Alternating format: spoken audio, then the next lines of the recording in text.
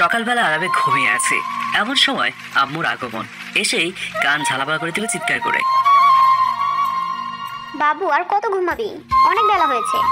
আম্মু আর একটু ঘুমাই প্লিজ, তুমি এখন যাও। আজকে না তোর আর আমার বিয়েতে যাওয়ার কথা, তাড়াতাড়ি উঠে ফ্রেশ হয়ে নে। আম্মু তুমি যাও তো, আমি এখন বিয়ে করবো না। আরে গাধা, বিয়েটা তোর নয়, তোর ফুফাতো বোন পুতুলের বিয়ে। কথাটা বলেই জোরে কান টান দিল। ও মারে গেলাম রে বলেই ঘুম থেকে লাফিয়ে উঠলাম। আমার এই অবস্থা দেখে আম্মু হাসছিল আর বললো তাড়াতাড়ি ফ্রেশ হয়ে নিতে। আম্মু এত জোরে কান টানার কি দরকার ছিল? হ্যাঁ, এমনি ডাকলে তো উঠে যেতাম। হয়েছে, আর ন্যাকামো না করে তাড়াতাড়ি খেয়ে আয়।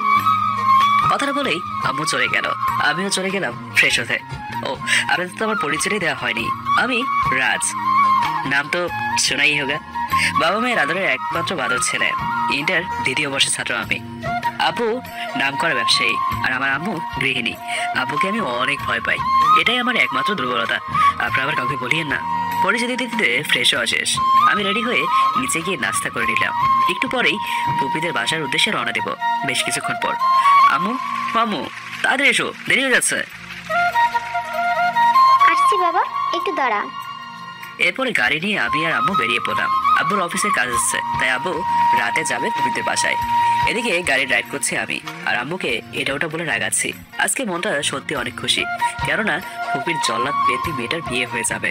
আপনারা ভাবতেছেন তো জল্লাদ কেন বললাম, তাহলে শোনেন।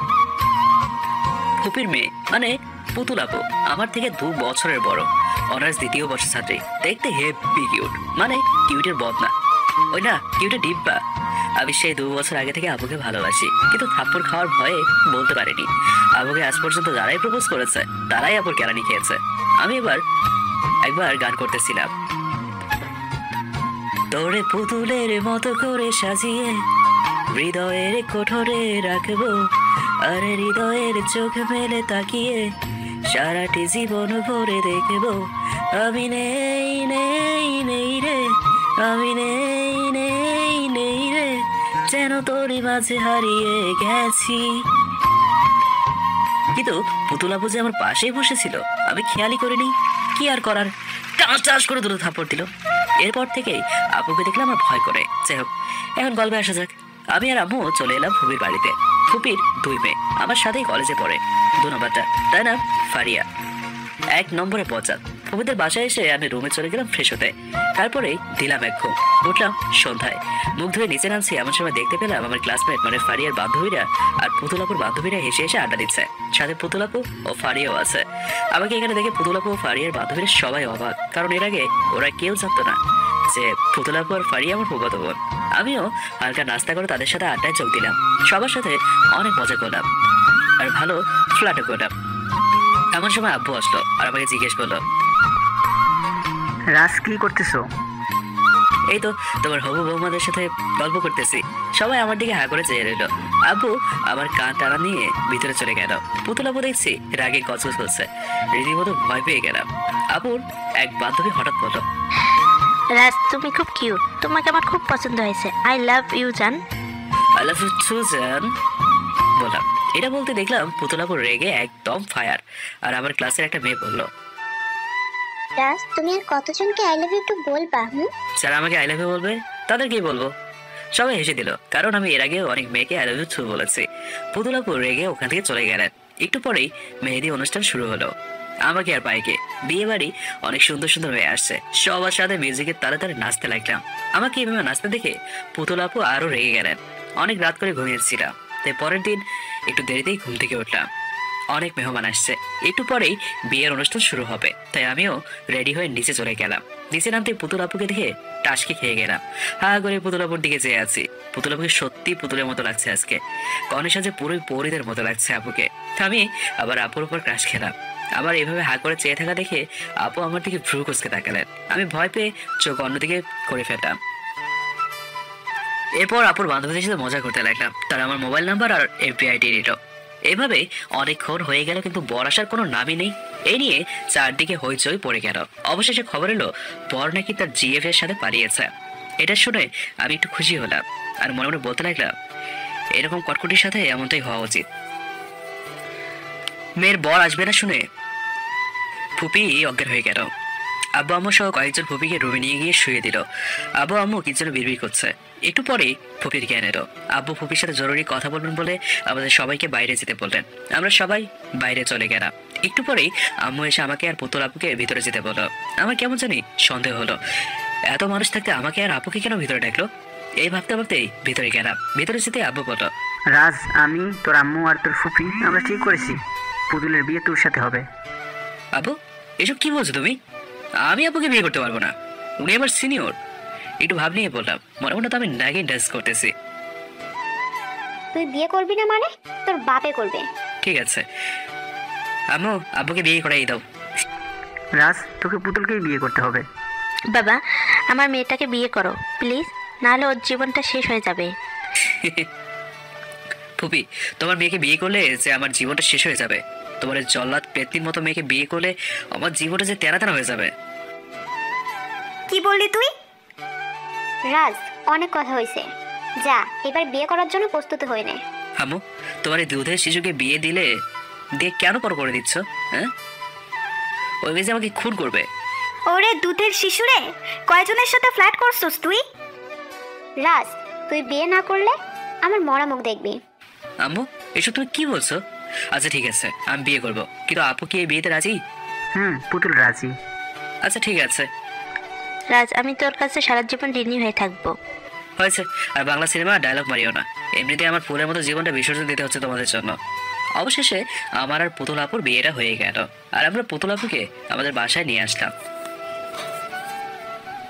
রাত 12টা বাজতেছে। আমার রুমের ভিতরে পুতুল আপু মানে আমার সিনিয়র গুন্ডি বউ বসে আছে, তাই রুমে যেতে ভয় করতেছে। অবশেষে এক বুক ভরা সাহস নিয়ে রুমে প্রবেশ করলাম আর ভাবতে লাগলাম, না জানি আজকে কপালে কি আছে। ভাবছিলাম আমাকে এসে সালাম করবে, কিন্তু উল্টো থাপ্পড় দিয়ে বলল, আমি জল্লাদ পেতনের মতো দেখতে, তাই না? কে বলছে? আমি তো এসব বলি নেই, হয়তো আমার ভূতে বলেছে। কে বলছে দেখা যাবে। আমি তোর মতো পিচ্ছিকে স্বামী হিসাবে মানতে পারবো না। কোনোদিন আমার কাছে আসার চেষ্টা করবি না। আসার চেষ্টা করলে তোরে খুন করব, আর আমাকে তাড়াতাড়ি ডিভোর্স দিবি। এই কথা শুনে আমার কষ্ট হলেও আপুকে সেটা বুঝতে না দিয়ে বললাম, ওকে ডিভোর্স পেয়ে যাবেন, আর আপনাকে বউ হিসেবে মানতে আমার বইই গেছে। আপনি ভুলেও আমার কাছে আসার চেষ্টা করবেন না। আসার চেষ্টা করলে আমি আপনার নামে শিশু নির্যাতনের মামলা করব। পুতুল মুখ ভেঙচি দিয়ে বসে রইল। আমি বিছানা থেকে বালিশের চাদর নিয়ে সোফায় শুয়ে পড়লাম। ভাবছিলাম বিয়ের পর বউ আদর দেবে, আর এখন উঠে বাস দিল আর আমি ঘুমাচ্ছি। এমন সময় কেউ আমার গায়ে পানি দিয়ে আমার ঘুমের 12টা বাজিয়ে দিল। আমি চোখে হাত দিয়ে বললাম, কোন শালারে পানি দিলি? আমি তোর শালা, তাই না? সরি, আপনি আমার গায়ে পানি দিলেন যে? তোরে সেই কখন থেকে ডাকতেছি, তোর তো কোনো খবরও নাই। তাড়াতাড়ি ফ্রেশ হয়ে আয়, তারপরে আমি ফ্রেশ হব। আমি আপুর কথায় কান্না দিয়ে ভাবতে লাগলাম, কত ইচ্ছে ছিল বিয়ের পরদিন সকালে বউ চা নিয়ে এসে ঘুম থেকে ডাকবে, ওগো ঘুম থেকে ওঠো, আর আমি বলবো আর একটু ঘুমাই প্লিজ। কিন্তু কপালে এমন বউ জুটেছে যে চায়ের বোতলে পানি দিয়ে ঘুম থেকে ডাকলো। এরপর ফ্রেশ হয়ে রুমে আসলাম। আমি আসার পরে আপু ফ্রেশ হতে গেল। একটু পরেই আপু বেরিয়ে আসলো। আমি হা হয়ে আপুর দিকে চেয়ে আছি। আপু নীল রঙের একটা শাড়ি পরেছে আর ভেজা চুলগুলো থেকে পানি পড়ছে, এ যেন অপরূপ এক সুন্দরী। আমি হারিয়ে থাকতেই আপু বলল, কি রে এমন হা হয়ে কি দেখিস? পরি দেখতেছি। যা, পাম দিস না। সত্যি আপনাকে অনেক সুন্দর লাগতেছে। হইছে, এবার নিচে চল। দাঁড়ান, কথা আছে। ওকে বল। বাসায় কেউ জানে না যে আমরা একে অপরকে স্বামী হিসেবে মানি না, ঠিক আছে? তাই সবার সামনে তুই করে বলিয়ে না প্লিজ। আম্মু আব্বু এসব জানতে পারলে কষ্ট পাবে। আচ্ছা ঠিক আছে। এরপর আমি আর আমার বউ মানে আপু একসাথে নিচে গেলাম। আম্মু বলতে লাগলো, তোদের তো ভালো মানিয়েছে। এটা শুনে আমি আর আপু একটু লজ্জায় পেলাম। সাথে সাথে সবার সাথে নাস্তা করে নিলাম। কিছুক্ষণ পরে কলেজে যাবো এমন সময় আম্মু বলল, কোথাও যাচ্ছিস নাকি? কলেজে যাব। এখন কিছুদিন কলেজে যা চলবে না, আর আজকে নাকি বউয়ের সাথে তার বাসায় যেতে হবে, এটাই নিয়ম। ওনাকে আপুকে যেতে বলো, আমি ওই বাসায় যাবো না, গেলে আবার জোর করে বিয়ে করাই দেবে। বেশি হয়ে যাচ্ছে কিন্তু। ওকে যাবো। পরে ফুপা মানে আমার শ্বশুর আসলেন আমাদের নিয়ে যাওয়ার জন্য। 11টার দিকে আমরা ফুপুদের বাসায় মানে আমার শ্বশুর বাসায় চলে গেলাম। তারপর আপুর মানে বউয়ের রুমে গেলাম। এরপরে ফ্রেশ হয়ে কানে হেডফোন লাগিয়ে গান শুনতেছিলাম আর এফবি চালাচ্ছিলাম। একটু পরেই রুমে পুতুল আপু আসলো আর বলতে লাগলো, কি রে কি হয়েছে? নিচে কারোর সাথে কথা না বলে চলে আসলি যে? না এমনি ভালো লাগছে না। কেন? কি হয়েছে? শরীর খারাপ নাকি? বলে আমার কপালে হাত দিলেন আর বলতে লাগলেন, এ কি, তোর তো অনেক জ্বর। দাঁড়া, আমি ওষুধ নিয়ে আসতেছি। কথাটা বলেই আপু নিচে চলে গেছেন। আমি ভাবতে লাগলাম, হঠাৎ আমার প্রতি আপনার তো কেয়ারিং কেন? হয়তো আমার প্রতি দুর্বল হয়ে পড়েছে। না না, দুর্বল হলে হোক, আমি পিচ্ছি বলে অপমান করার প্রতিশোধ আমি নিয়েই ছাড়বো। একটু পর আপু ওষুধ এনে খাইয়ে দিল আর রেস্ট নিতে বললো। আমি বিছানায় শুয়ে রইলাম আর আপু বসে আছে। আমার থেকে এটা ওটা জিজ্ঞেস করতে লাগলো। একটু পর আমার প্রথম ফারিয়া থুকু আমার শালি ফারিয়া রুমে আসলো। এসেই বলতে লাগলো, কি দুলা ভাই, বউ পেয়ে শালিকে ভুলে গেলেন? আরে না, আমি কি আমার একমাত্র শালিকে ভুলতে পারি? আমি ভাবতে লাগলাম, ফারিয়া কখনো আমাকে তুই ছাড়া কথা বলে না, হঠাৎ আপনি বলতেছে কেন? যাই হোক, ফারিয়া থেকে সাবধান থাকতে হবে। তা তো দেখতেই পাচ্ছি। আমার শালিটা তো খুব কিউট আর সুন্দরী। ওর মনে কি আছে জানার জন্য একটু পাম দিলাম। কথা বলেন কেন? সুন্দরী বউ পাইছেন, শালিকে কি আর সুন্দর লাগবে? তোর ওরা তো ময়দা সুন্দরী বউ, তুমি তো আসল সুন্দরী। ময়দা সুন্দরী হলে আপুকে বিয়ে করছেন কেন? হ্যাঁ, বিয়ে তো তোমাকেই করার ইচ্ছে ছিল, মিথ্যে বললাম আবুকে রাগানোর জন্য, কিন্তু বাধ্য হয়ে তোমার আবুকে বিয়ে করতে হয়েছে। আমি এটা বলাতে আপু আমার দিকে চোখ বড় করে তাকালেন। হয়েছে, অনেক ফ্লার্ট করেছেন। আম্মু খেতে ডাকতেছে, আপুকে নিয়ে তাড়াতাড়ি আসেন। এরপর আপু মানে আমার বউ আর আমি খেতে চলে গেলাম। খাওয়ার সময় খেয়াল করে দেখলাম আপু এখনো আমার দিকে রাগের লোভ নিয়ে তাকাচ্ছেন। আমি তাড়াতাড়ি খেয়ে আপুর রুমে চলে আসলাম। এসে একা বসে আছি, আপু বউ আসতেছে না, একা একা ভালো লাগতেছে না, তাই কানে হেডফোন দিয়ে মেসেঞ্জারে চ্যাট করতে লাগলাম। 4-5টা মেয়ের সাথে চ্যাট করে 3-4 ঘন্টা আরামসে কাটিয়ে দেওয়া যায়। আমি গান শুনতে শুনতে মনের সঙ্গে চ্যাট করতে লাগলাম। হঠাৎ খেয়াল করে দেখলাম আপু আমার পাশে দাঁড়িয়ে আমার চ্যাট করা দেখছে আর অনেক রেগে আছে। আপুর চোখ লাল হয়ে আছে। আমার হাত থেকে মোবাইলটা নিয়ে আমার শখের মোবাইলটা ভেঙে ফেললো আর আমাকে টাস টাস টাস করে 4টা থাপড় দিল। বেশি জোরে থাপড় দেওয়াতে আবার ঠোঁট কেটে রক্ত পড়ছে। আপু সেদিকে খেয়াল না করেই কান্না করতে করতে রুম থেকে চলে গেল। আমি ভাবতে লাগলাম, আমার মোবাইল ভালো কেন আর আমাকে এতগুলো থাপ্পড় দিলে কেন, এবং আপু কান্না করলোই বা কেন? হয়তো আমাকে ভালোবেসে ফেলেছে। আমি এসব ভেবে মনে মনে হাসতে লাগলাম। হঠাৎ আমার শখের মোবাইলটার কথা মনে পড়তে মন খারাপ হয়ে গেল। তাই মন খারাপ করে ঘুমিয়ে পড়লাম। রাত 9টায় ঘুম থেকে উঠলাম। খেয়াল করলাম অনেক জ্বর আসছে আর ঠোঁট থেকে রক্ত পড়ে আমার শার্ট ভেজে গেছে। তাই তাড়াতাড়ি চেঞ্জ করে ফ্রেশ হয়ে নিলাম। রুমে এসে খেয়াল করলাম আপু রুমে নেই। ঘুম থেকে উঠেও দেখিনি। ভাবতে লাগলাম আমাকে মেয়েদের সাথে চ্যাট করতে দেখে হয়তো কষ্ট পাইছে। আসলে কেউ তার প্রিয় মানুষের ভাগ অন্য কাউকে দিতে চায় না, তাই সিদ্ধান্ত নিলাম আপুকে সরি বলবো। একটু পরে ফারিয়ে এসে খাওয়ার জন্য ডেকে গেল। নিচে গিয়ে খেতে বসলাম। দেখলাম আমার বউটাও মন খারাপ করে খেতে বসেছে। ভাত মুখে দিতেই আমার ঠোঁট জ্বলতে শুরু করলো, কারণ আপুর থাপড়গুলো একটু জোরেই পড়েছিল। আমি ভাতগুলো মুখ থেকে প্লেটে রেখে দিলাম। আপু বুঝতে পারলো আমার মুখে কিছু হয়েছে। আমি 3 গ্লাস পানি খেয়ে নিলাম আর ক্ষুধা নেই আর খাবো না বলে রুমে গিয়ে শুয়ে পড়লাম। কিছুক্ষণ পরে আমার কপালে কারো নরম হাতের স্পর্শ অনুভব করলাম। চোখ করে দেখলাম আপু আমার কপালে হাত রেখে কান্না করছে। আমি উঠে বসলাম আর আপুকে বলতে লাগলাম, আপনি কান্না করতেছেন কেন? তুই না খেয়ে চলে আসলি কেন? তোর কি বেশি শরীর খারাপ? না, কিছু হয়নি, আমি ঠিক আছি। এ কি, তোর ঠোঁট থেকে তো রক্ত পড়ছে। ইস, এ আমি কি করলাম? থাপ্পড় দিয়ে তোর ঠোঁট কেটে দিলাম। এরপর আপু আমার ঠোঁট ডেটল দিয়ে ওয়াশ করে দিল। আমি খেয়াল করলাম আপু প্লেটে করে খাবার নিয়ে আসছে, কিন্তু প্লেটে এত বেশি খাবার কেন? বুঝলাম আপু ওখানে নেই। তুই হা কর, আমি তোরে খাইয়ে দিচ্ছি। না, আমার খেতে ইচ্ছে করতেছে না। হা কর বলছি। আমি ভয় পেয়ে হাঁ করলাম। আপু আমাকে খাইয়ে দিল, কিন্তু আবারও মুখে ভাত নিতেই আমার ঠোঁট জ্বালা শুরু হলো। আমি বেলা ছটফট করতে লাগলাম। আমাকে ছটফট করতে দেখে আপু কি করে বুঝতে না পেরে আমাদের 4 ঠোঁট এক করে দিল। উফ, আপুর মানে আমার বউয়ের ঠোঁট দুটা খুব মিষ্টি। 5 মিনিট কিস করে থাকার পর ছেড়ে দিল আর বলো, তোর ব্যথা কি কমছে? সাথে হাসি দিয়ে বললাম, না কমেনি।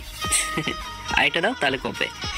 যা দুষ্টু, আগে খেয়ে নে, তারপরে আরেকটা পাবি। আমি লক্ষ্মী ছেলের মতো খেতে রাখলাম আর আপু আমাকে খাইয়ে দিচ্ছে। খেয়াল করলাম আপুর মন খারাপ। খাচ্ছি, খেয়ে যাচ্ছি। আপু খেয়েছি কিনা জিজ্ঞাসা করিনি, তাই আমি হাতে খাবার নিয়ে আপুকে বললাম, হ্যাঁ করো। আমি খেয়েছি আর খাবো না। আমি জানি আপনি খাননি, তাই হা করেন। আপু হা করলো। আমি আপুকে খাইয়ে দিতে রাখলাম। খাওয়া শেষে আপু প্লেট রেখে আসতে যাবে, তখনই আপুর হাত ধরে টান দিয়ে আমার কাছে নিয়ে আসলাম। এই কি করছিস এসব? একটা দেবা বলেছে খাওয়া শেষে। আমি দিতে পারবো না, আর তুই আমার কাছে আসার চেষ্টা করবি না। জোর করে আপুকে 5 মিনিট কিস করার পর খেয়াল করলাম ফারিয়া দরজার কাছে দাঁড়িয়ে হাতে তালি দিচ্ছে। তাই তাড়াতাড়ি আপুকে ছেড়ে দিলাম। কি রে ফারিয়া, তুই এখানে কেন? না আসলে তো তোমাদের এত সুন্দর প্রেম কাহিনী দেখতেই পারতাম না। এই বলেই দৌড়ে চলে গেল। আপু আমাকে আবার আরেকটা থাপড় দিয়ে প্লেট নিয়ে নিচে চলে গেলেন। আমি তাহলে হাত দিয়ে ভাবতেছি আবার কেন থাপড় দিল। মনে হয় আমি আপুকে নিয়ে বেশি ভাবতেছি, হয়তো আপু আমাকে ভালোবাসে না, তাই সিদ্ধান্ত নিলাম আপুর থেকে দূরে দূরে থাকবো। পরের দিন সকালে নাস্তা করে আমাদের বাসায় চলে আসলাম। এভাবে দেখতে দেখতে 20টা দিন কেটে গেল। পুতুলের সাথে প্রয়োজন ছাড়া তেমন কথা বলি না, হয়তো বুঝতে পারছে আমি ওকে ইগনোর করছি। 15 দিন ধরে আব্বুর শরীর বেশি খারাপ, অফিসে যেতে পারে না। আব্বু অফিসে না যাওয়ায় ব্যবসায়ী কয়েকদিন অনেক লস হয়েছে, আর অনেক ডিলও নাকি আটকে আছে। তাই আম্মুকে বললাম কালকে থেকেই আমি আব্বুর বদলে ব্যবসা দেখাশোনা করবো। আম্মু এই কথা শুনে অনেক খুশি হলো আর সম্মতি দিল। রাতে খাবার খেয়ে রুমে শুয়ে আছি, এমন সময় তুই এখন আমার সাথে আগের মতো কথা বলিস না কেন? এমনি। শুনলাম কালকে থেকে নাকি অফিসে তুই দেখাশোনা করবি। হুম। হঠাৎ অফিসের ভূত কোথা থেকে আসলো তোর? এমনিতে তো তোরে জোর করেও অফিসে পাঠানো যেত না আগে। আব্বুর শরীর খারাপ আর ব্যবসায় অনেক লসও হবে, এখন কাউকে না কাউকে ব্যবসায় হাল ধরতেই হবে। আর আব্বুর অনেক বয়সও হয়েছে, আব্বুর এখন রেস্টের দরকার। আর বড় কথা হলো এখন আমি বিবাহিত, অফিসে না গেলে বউকে খাওয়াবো কি? ও মা, তুই তো অনেক বড় হয়ে গেছিস। আচ্ছা শোন, প্রতিদিন অফিস থেকে আসার সময় আমার জন্য আচার আর চিপস আনবি, না হলে বাসায় ঢুকতে দিব না। ওকে, আনবো। আর আজকে খাটে ঘুমাবি। খাটে ঘুমালে আপনার সমস্যা হবে না তো? না, আর আপনি নয়, তুমি করে বলবি। ওকে, বুঝলাম। আপু আমার প্রতি অনেক বেশি দুর্বল হয়ে পড়েছে। ওকে, এখন ঘুমা। অনেক বেশি। পরদিন সকালে ঘুম থেকে উঠে নামাজ পড়ে নাস্তা করে গাড়ি নিয়ে অফিসে চলে গেলাম। এর আগেও কয়েকবার অফিসে গিয়ে আসছিলাম, তাই আসতে কোনো অসুবিধা হয়নি। অফিসে গিয়ে আব্বুর ক্যাবিনে মানে এমডির ক্যাবিনে গিয়ে বসলাম এবং পিয়নকে পাঠালাম ম্যানেজারকে ডাকতে। একটু পর ম্যানেজার আসলো, আমি তাকে বললাম অফিসের সবাইকে মিটিং রুমে ডাকতে। সবাই মিটিং রুমে গেলাম, এরপর সবার সাথে পরিচিত হলাম, সবাইকে মনোযোগ দিয়ে কাজ করতে বললাম। সারাদিনে অনেক কাজ করলাম। পুতুল দুপুরে কল দিয়েছিল খাইছে কিনা জানার জন্য। অফিস ছুটির পরে বাসায় যাওয়ার সময় কতগুলো ফাইল নিয়ে নিলাম রাতে কমপ্লিট করার জন্য, এবং পুতুলের জন্য আচার আর চিপস নিলাম। বাসায় গিয়ে দেখলাম পুতুল রান্না করছে, তাই তাকে আর বিরক্ত করিনি। রাতে খাওয়া শেষে রুমে এসে অফিসের কাজ করছে, এমন সময় পুতুল এসে বলল আমার আচার আর চিপস কই? আমি বললাম ইস, আনতে ভুলে গেছি, মিথ্যে বললাম। পুতুল অভিমান করে শুয়ে পড়লো। আমি কাজ শেষ করে পুতুল আমার পাশে শুয়ে পড়লাম আর বললাম মন খারাপ নাকি আপনার?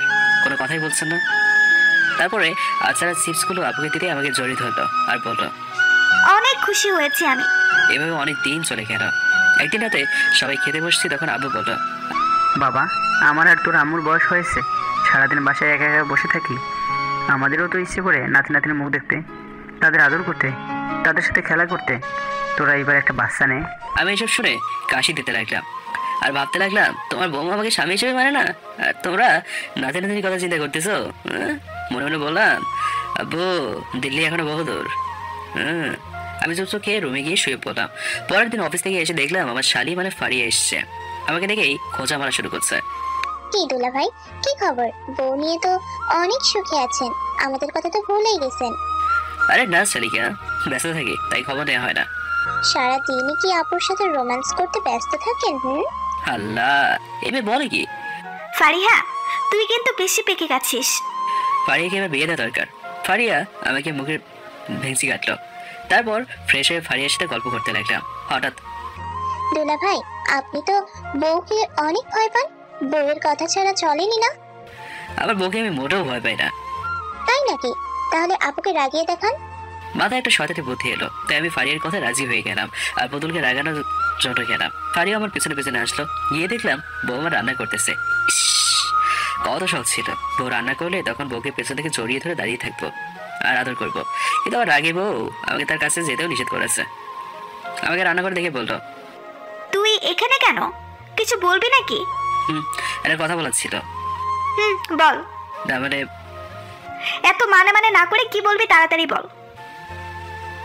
পুতুল, তোমাকে পাগলের মতো করে সাজিয়ে ছাগলের মতো করে রাখবো। তুমি ম্যা ম্যা করে কাঁদিলে কাঁঠাল পাতা ছিঁড়ে খাওয়াবো। এই বলে দিলাম একদম, আমাকে আর পাইকে। কুত্তা বিলাই হনুমান রাক্ষস আফ্রিকান কুত্তা নাইজেরিয়ার গাধা, আজকে তোর একদিন কি আমার যতদিন লাগে। রিয়া এসব দেখে হাসতে লাগলো। পুতুল আম্মু আর আব্বুকে আমার নামে নালিশ দিল, তার আমাকে ইচ্ছে মতো ধুয়ে দিল, মানে বকা দিল। পুতুল খাওয়ার সময় আমাকে বলতো ঘুমানোর সময় আমাকে দেখে নেবে।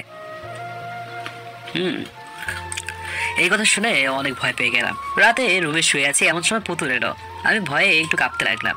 আরে ভাই, হাজার হলেও তোমার বউ, আর বউকে কেউ না ভয় পায়? হ্যাঁ, আমাকে কাঁপতে দেখে পুতুল বলতে লাগলো, কি রে বীর পুরুষ, তুই নাকি ফারিয়াকে বলেছিলি তোর বউকে তোর ভয় লাগে না? আমি জানতাম এই ফারিয়া হারামজাদি আমাকে ফাঁসিয়ে দেবে। কে বলেছে আমি তোমাকে ভয় পাই না? তোমার রাক্ষসীর মতো চেহারা দেখলে ছোট বাচ্চারা কানা করে দেয়, আর তোমাকে দেখলে তোমার প্যান্ট নষ্ট হওয়ার অবস্থা হয়ে যায়। কি, আমার চেহারা রাক্ষসীর মতো? এই না না না, ভুলে বলে ফেলছি। তুমি তো দেখতে অনেক কিউট আর অনেক ভালো। ফারিয়াই তো তোমাকে এসব বলার জন্য আমাকে শিখিয়ে দিয়েছে। ও আচ্ছা, ফারিয়াকে আমি দেখে নিব, তুই এখন ঘুমা। যাক বাবা, বাঁচে গেল। আমি আর পুতুল শুয়ে পড়লাম। মাঝরাতে খেয়াল করলাম পুতুল কাঁপতেছে। কপালে হাত দিয়ে দেখলাম পুতুলের অনেক জ্বর উঠেছে। দেখলাম জ্বরের কারণে পুতুলের অনেক ঘামও হয়েছে, তবুও ওর কাপড় ভিজে গেছে। আমি কি করব বুঝতে না পেরে পাশের রুম থেকে ফারিয়াকে ডেকে আনলাম এবং পুতুলের কাপড় বদলে দিতে বললাম। তখন ফারিয়া বলল, তোর বউ তুই করে দে, আমাকে ডাকার দরকার কি? এরপরে ফারিয়াকে সব খুলে বললাম। প্রথম দিন থেকে আমার আর পুতুলের মধ্যে কোনো সম্পর্ক নেই। আরো বললাম পুতুল আমাকে স্বামী হিসেবেই মানে না। তোর তুই এত কষ্ট সহ্য করে আছিস কেন রে? আপুকে ছেড়ে দিলেই তো পারতি। আমি পুতুলকে অনেক ভালোবাসি রে, তাই ওকে ছাড়ার কথা ভাবতেই পারি না, আর ওকে ছেড়ে আমি বাঁচতেও পারবো না। এখন এসব কথা স্যার, তাড়াতাড়ি পুতুলের কাপড় বদলে দে, আমি বাইরে অপেক্ষা করতেছি। এরপরে ফারিয়া পুতুলের কাপড় বদলে দিয়ে চলে যায়। আমি জল পানি নিয়ে এসে পুতুলের হাত পা আর মাথা মুছে দিলাম। তারপর ওর পাশে বসে ওর হাত ধরে ওর মাথায় হাত বুলিয়ে দিতে লাগলাম। এভাবেই সারাটা রাত কেটে যায়। পরদিন সকালে আমি পুতুলের জন্য স্যুপ নিয়ে এসে দেখলাম পুতুল ঘুম থেকে উঠেছে। আমি মুচকি এসে জিজ্ঞেস করলাম, এখন কেমন লাগছে? ভালো। পুতুল খেয়াল করলো কেউ ওর কাপড় বদলে দিয়েছে। আমাকে মুচকি আসতে দেখে পুতুল মনে করলো আমি হয়তো ওর সাথে খারাপ কিছু করেছি। আমাকে ঠাস ঠাস করে জোরে জোরে অনেকগুলো থাপড় দিল আর বলতে লাগলো, তোরে আমি ভালো মনে করছিলাম, কিন্তু তুই একটা লুইচ্চা ছেলে। তোরে কোনো মেয়ে এক রাতের জন্য বিশ্বাস করতে পারবে না। আমি তোরে সারা জীবন কেমনে বিশ্বাস করব? আমি কিছু বলতে চাইলেও আমাকে কিছু বলতে না দিয়ে আমাকে ধাক্কা দিয়ে চলে যেতে লাগলো। জোরে ধাক্কা দেওয়ায় আমি নিচে পড়ে যাই আর আমার মাথা থেকে রক্ত পড়তে থাকলো। মাথাটা কিছুটা ফেটে গেছে। আমার অনেক রাগ হলো, তাই আমি কিছু না খেয়ে অফিসে চলে গেলাম। পুতুল মাথা নিচু করে কান্না করতে লাগলো। হঠাৎ কেউ পুতুলের কাঁধে হাত রাখলো আর পুতুল মনে করেছে আমি ওর কাঁধে হাত রাখছি, তাই সে পিছনে ফিরে আবার থাপড় মারার জন্য হাত তুলতে দেখে তার বোন ফারিয়া তার কাঁধে হাত রাখছে। তাই পুতুল হাত নামিয়ে ফেললো। তখন ফারিয়া বলতে লাগলো, আপু তুমি এতটা নীচ আমি ভাবতে পারি নাই। কালকে রাতে তোমার অনেক জ্বর হয়েছিল, তাতে তোমার অনেক ঘাম হয়, তোমার কাপড় ভিজে যায়। তাই রাজ কালকে রাতে আমাকে ডেকে আনে তোমার কাপড় বদলে দেওয়ার জন্য। আমি তখন রাজকে বলেছিলাম তোমার বউ, তাই তুমি আপুর কাপড় বদলে দাও। তখন রাজ আমাকে বলেছিল তোমাদের মধ্যে কোনো সম্পর্ক নাই। তখন আমি ভাবছিলাম রাজ হয়তো আমার সাথে মজা করতেছে, কিন্তু সকালে তুমি রাজকে ভুল বুঝে এভাবে অপমান করবে আমি ভাবতে পারি নাই। আপু তোমার কপাল অনেক ভালো, তাই রাজের মতো একটা স্বামী পেয়েছো। রাজ সারা রাত না ঘুমিয়ে তোমার পাশে বসেছিল। রাজ তোমাকে অনেক ভালোবাসে আপু, ওকে এভাবে কষ্ট দিও না। আমি কি করলাম? আমি রাজকে এভাবে ভুল বুঝলাম? আমিও তো রাজকে অনেক ভালোবাসি। আমি ওকে এভাবে কষ্ট দিতে পারলাম কিভাবে? আজকে রাজ আসলে আমি রাজকে আমার ভালোবাসার কথা বলবো আর রাজের থেকে ক্ষমা চেয়ে নিব। অন্যদিকে ফার্মেসিতে গিয়ে মাথায় ব্যান্ডেজ করে নিয়ে অফিসে চলে গেলাম আর ভাবতে লাগলাম পুতুল আমার সাথে এরকম করতে পারলো আর নিজেকে প্রমাণ করার মতো কোনো সুযোগও দিল না। হয়তো পুতুলের জায়গায় অন্য কোনো মেয়ে থাকলে সেও একই কাজই করতো। তাই ভাবলাম পুতুল আমাকে ভালোবাসে কিনা তা পরীক্ষা করব, আর পুতুলকেও বোঝাবো যে প্রিয় মানুষকে কষ্ট দিলে কেমন লাগে। তাই আমি একটা নকল ডিভোর্স পেপার দিলাম পুতুলকে দেওয়ার জন্য। আর এদিকে আমি সুন্দর শাড়ি পরে হালকা সেজে রাজের জন্য বসে আছি। অনেক রাত হলো, রাজের আসার কোনো খবরও নাই। অনেক রাত হওয়ায় বাসার সবাই ঘুমিয়ে পড়ছে আর আমি রাজ্যের জন্য অপেক্ষা করে বসে আছি। অনেক রাত হওয়ায় রাজ্যের জন্য চিন্তা করতে লাগলাম। আমি হঠাৎ কেউ কলিং বেল বাজালো। আমি বুঝতে পারলাম রাজ আসছে, তাই আমি তাড়াতাড়ি দরজাটা খুলে দিলাম। দরজা খুলে যা দেখলাম আমি তা বিশ্বাস করতে পারছি না। রাজ অনেক ড্রিঙ্কস করছে, ঠিকমতো হাঁটতেও পারছে না। আমি ভাবতে লাগলাম রাজ তো কখনো ড্রিঙ্কস করে না, আজকে আমার কারণে রাজ ড্রিঙ্কস করলো। আমি রাজকে ধরে রুমে নিয়ে গেলাম আর বিছানায় শুয়ে দিয়েছি রাজকে। আর রাজের জন্য লেবুর শরবত নিয়ে এসে তখন রাজ আমাকে ডাকলো। আমি রাজের কাছে গিয়ে বসতেই রাজ আমাকে একটা পেপার দিয়ে বলল, যাও, তোমাকে মুক্ত করে দিলাম। তুমি আমার কাছে ডিভোর্স চেয়েছিলে না, আজকে তোমাকে ডিভোর্স দিয়ে দিলাম। আজকে থেকে তোমার পথে তুমি আর আমার পথে আমি। ডিভোর্স পেপারে আমি সাইন করে দিয়েছি, তুমি সাইন করে দিও। এই কথাগুলো বলে রাজ ঘুমিয়ে পড়লো। আমি পেপারটা হাতে নিয়ে পড়তে লাগলাম। পেপারটা পড়ে আমার পায়ের নিচ থেকে যেন মাটি সরে গেল। আমি ভাবতে লাগলাম আমার ভুলের কারণেই আমি আজ রাজকে হারাতে বসেছি। আমি কালকে সকালে রাজের থেকে ক্ষমা চেয়ে সব ঠিক করে নিব। রাতে আমি আর ঘুমাইনি, সারা রাত রাজের পাশে বসে রাজের হাত ধরে কান্না করছি। পরদিন সকাল রাজ ঘুম থেকে উঠে দেখলো আমি রুমে নেই। রাজ সেদিকে মাথা না দিয়ে ফ্রেশ হতে চলে গেল। ফ্রেশ হয়ে রুমে এসে দেখলো আমি মন খারাপ করে বসে আছি। পুতুলের চোখ দুটো লাল হয়ে আছে, হয়তো সারা রাত কান্না করেছে। আমাকে দেখেই পুতুল দৌড়ে এসে আমাকে জড়িয়ে ধরে কান্না করতে লাগলো আর বলতে লাগলো, রাজ তুমি আমাকে ক্ষমা করে দাও প্লিজ। আমি তোমার সাথে অনেক খারাপ ব্যবহার করেছি, তোমাকে অনেক কষ্ট দিচ্ছি, তুমি আমাকে মাফ করে দাও প্লিজ। আমি পুতুলকে ধাক্কা দিয়ে বললাম, আপনার সাহস কেমন হয় আমাকে জড়িয়ে ধরার? ডিভোর্স তো দিয়ে দিয়েছি, এখন আমাকে একটু শান্তিতে থাকতে দেন। রাজ আমি সত্যিই তোমাকে অনেক ভালোবেসে ফেলেছি, আমাকে ছেড়ে যেও না রাজ প্লিজ। এইসব দেখাবো বন্ধ করেন, আপনাকে আমার একদম সহ্য হয় না, অসহ্য। পুতুল একদম আমার কাছে চলে এলো। সত্যি বলতে পুতুলের এত কাছে এসে আমার কিরকম যেন হতে লাগলো। পুতুল আমার শার্টের কলার ধরে বলতে লাগলো, ওই রাজের বাচ্চা রাজ, আমি অসহ্য তাই না? দাঁড়া তোরে আজকে মজা দেখাবো। এই বলে পুতুল আমাকে পাগলের মতো কিস করতে লাগলো। আমি ঝাটকা দিয়ে পুতুল থেকে ছাড়িয়ে নিলাম। টাস টাস করে পুতুলকে দুটো থাপ্পড় দিয়ে বললাম, তোর সাহস হলো কি করে হ্যাঁ আমাকে কিস করার? আমাকে তোর বাপের সম্পত্তি পেয়েছিস, যখন যেভাবে ইচ্ছে ব্যবহার করবি। পুতুল থাপ্পড় খেয়ে নিচে পড়ে গেল আর আমার দিকে অবাক দৃষ্টিতে চেয়ে আছে। রাজ তুমি আমাকে মারতে পারলে? তোর মাঝে কি হয়েছে? তুই ডিভোর্স চেয়েছিলি, ডিভোর্স দিয়ে দিয়েছি, তারপরে এখানে মার খাওয়ার জন্য পড়ে আছিস কেন? তুমি আমাকে যত ইচ্ছা মারো, তারপরেও আমাকে ছেড়ে দিও না। তুমি আমাকে ছেড়ে দিলে আমি নিজেকে শেষ করে দিব। মর তুই, তুই বললে আমার কি? এই বলেই আমি অফিসে চলে গেলাম। আসলে আমার তখন অনেক রাগ হয়েছিল, তাই পুতুলের সাথে এরকম খারাপ ব্যবহার করেছি। অফিসে এসে আমি আফসোস করতে লাগলাম, ভাবতে লাগলাম পুতুলকে তো আমি ভালোবাসি, তাহলে পুতুলের গায়ে আমি হাত তুললাম কি করে? এই বলে আমি হাত দিয়ে কাঁচের গ্লাসে ঘুষি দিলাম, ফলে আবার হাত কেটে পড়তে লাগলো, রক্ত পড়তে লাগলো। আমি কান্না করেই যাচ্ছি। আমি ভাবলাম বাসায় গিয়ে পুতুলের কাছে ক্ষমা চেয়ে নেব আর পুতুলকে আপন করে নেব। হঠাৎ আমার মোবাইলে কল আসলো। আমি মোবাইল হাতে নিয়ে দেখলাম আব্বু কল দিয়েছে। কল রিসিভ করে, হ্যালো আব্বু। রাজ তুই কোথায়? অফিসে। কেন? তুই তাড়াতাড়ি সিটি হাসপাতালে আয়, পুতুল আত্মহত্যা করার চেষ্টা করছে, আমরা ওকে নিয়ে সিটি হাসপাতালে আসছি। এই কথা শুনে আমার পায়ের নিচ থেকে যেন মাটি সরে গেল। আমি কান্না করতে লাগলাম আর মনে মনে বলতে লাগলাম, পুতুল পুতুল এটা তুমি কি করলে পুতুল? হ্যাঁ আমাকে ক্ষমা চাওয়ার একটা সুযোগ দিলে না? আমি যে তোমাকে অনেক ভালোবাসি, তোমার কিছু হয়ে গেলে আমি কি নিয়ে বাঁচবো? আমি হসপিটালে গিয়ে দেখি সবাই অপারেশন থিয়েটারের বাইরে দাঁড়িয়ে আছে। আমি সেখানে বসে কান্না করতে লাগলাম। সবাই আমাকে সান্ত্বনা দিচ্ছে, পুতুলের কিচ্ছু হবে না বলে। আমার কানে পুতুলের বলা শেষ কথাগুলো ভেসে আসতে লাগলো। আমি কান্না করেই যাচ্ছে। একটু পর ডক্টর বেরিয়ে আসলো। ডক্টর ডক্টর আমার পুতুলের কিছু হবে না তো?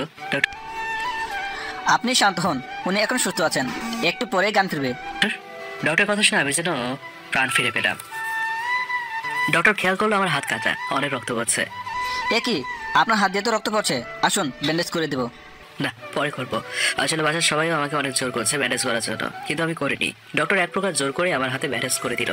এদিকে ততক্ষণে পুতুলের জ্ঞান ফিরেছে, তাই সবাই পুতুলের সাথে দেখা করতে গেল, কিন্তু পুতুলের চোখ আমাকে খুঁজতে লাগলো। ফারিয়া পুতুলকে বলল, আপু দুলাভাইকে খুঁজছো নাকি? ফারিয়ার কথা শুনে সবাই হেসে দিল। আমি ব্যান্ডেজ করে এসে জানতে পারলাম পুতুলের জ্ঞান ফিরেছে, তাই তাড়াতাড়ি করে পুতুলের ক্যাবিনে গেলাম। আমি ক্যাবিনে আসার পরেই সবাই বাইরে চলে গেল। আমাকে দেখে পুতুল অন্যদিকে মুখ ঘুরিয়ে নিল। আমি পুতুলের পাশে গিয়ে পুতুলের হাত ধরে বসেছি। পুতুল আবার থেকে তার হাত সরিয়ে নিল। আমার বউটা বুঝে আমার সাথে রাগ করেছে। কে তোর বউ? তুই এখানে কেন এসেছিস? তুমি এরকম পাগলামি কেন করছো? হ্যাঁ, যে তোমার কিছু হয়ে যেত তাহলে আমার কি হতো? আমি মরলে তোর কি? আমি তো তোর কেউ না। পুতুলের মুখ চেপে ধরে বললাম, একদম মরার কথা বলবে না। আমি তো ডিভোর্স পেপারে সাইন করে দিছি, তোমাকে মুক্ত করে দিছি, তাহলে আবার এখানে আসছো কেন? তোর পাগলি, ওটা নকল ডিভোর্স পেপার ছিল। প্রিয় মানুষ কষ্ট দিলে কেমন লাগে তা তোমাকে বোঝাতে চেয়েছিলাম, কিন্তু তুমি এরকম পাগলামি করবে বুঝতেই পারিনি। আমাকে কষ্ট দিয়ে এখন তো সুখে আছো তাই না? তখন ফারিয়া খাবার নিয়ে এলো, বলল পুতুলের জন্য এনেছে। আমি ফারিয়ার থেকে খাবারের প্লেট নিয়ে বললাম, তুমি যাও, আমার বউকে আমি খাইয়ে দেবো। ফারিয়া মুচকি হেসে চলে গেল। আমি খাবার নিয়ে পুতুলের কাছে গেলাম। পুতুল বলল, আমি খাবো না। আমি বললাম, তুমি না খেলে আমিও খাবো না, এমনিতেই কালকে থেকে না খেয়ে আছি। কালকে থেকে তুই না খেয়ে আছিস মানে? আচ্ছা আমাকে খাইয়ে দে, তারপর খাবো। আমি আমার হাতটা দেখিয়ে বললাম, দেখো আমার হাতে ব্যান্ডেজ করা, তুমি প্লিজ নিজের হাতে খেয়ে নাও। তোমার হাতে কি হয়েছে? তোমার গায়ে হাত তুলেছি, তাই কাঁচের গ্লাসে ঘুষি দিয়ে হাতটা কেটে ফেলেছি। পুতুল আমাকে ঠাস করে একটা থাপড় দিয়ে বলল, এরকম পাগলামি আর কখনো করবা না। তারপর আমাকে খাইয়ে দিতে লাগলো আর পুতুল নিজেও খেয়ে নিল। আমি পুতুলের হাত ধরে বললাম, সরি, আমাকে ক্ষমা করে দাও, আমি তোমার সাথে অনেক খারাপ ব্যবহার করেছি। তুমি আমাকে ক্ষমা করে দাও আর প্রমিস করো আমাকে কখনো ছেড়ে যাবে না। আচ্ছা promise. I love you my dear senior বউ। I love you too my dear junior জামাই। তারপর পুতুল আর আমার চাঠোট এক করে দিলাম, কিস করতে লাগলো। আমিও পুতুলের সাথে রেসপন্স করতে লাগলাম। একটু পরে কেউ একজন কাশি দিচ্ছে, পুতুল আমাকে ছেড়ে দিল।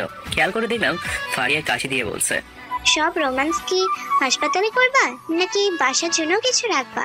দুদিন পর পুতুলকে নিয়ে বাসায় চলে আসলাম। পুতুল এখন অনেকটাই সুস্থ। এই দুদিনে সবসময় পুতুলের সাথেই ছিলাম।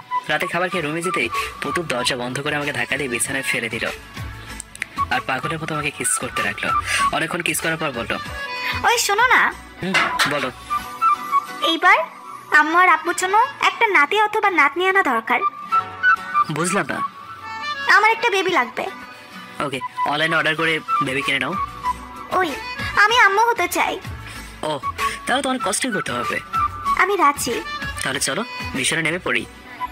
যা দুষ্টু। তারপর পুতুলের কপালে ভালোবাসার স্পর্শ এঁকে দিয়ে আমি আর পুতুল ভালোবাসার গভীর সমুদ্রে হারিয়ে গেলাম।